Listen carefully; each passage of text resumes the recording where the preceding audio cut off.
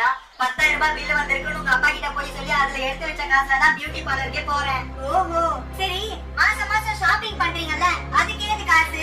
அது வந்து மாசம் மாசம் பால் கரண்டுக்கு காசு கட்டுறோம்ல, 3,000 ரூபாய் பில்லு வந்துச்சுன்னா 5,000 ரூபாய் பில்லு வந்திருக்குன்னு உங்க அப்பா கிட்ட போய் சொல்லி அதுல எடுத்து வச்ச காசுல தான் நான் ஷாப்பிங்கே போறேன். ஆஹா சரி, மாசம் மாசம் அப்பாக்கு தெரியாம நீங்களும் நானும் மட்டும் ஹோட்டல்ல போய் சாப்பிடுறோம்ல, அதுக்கு ஏது காசு?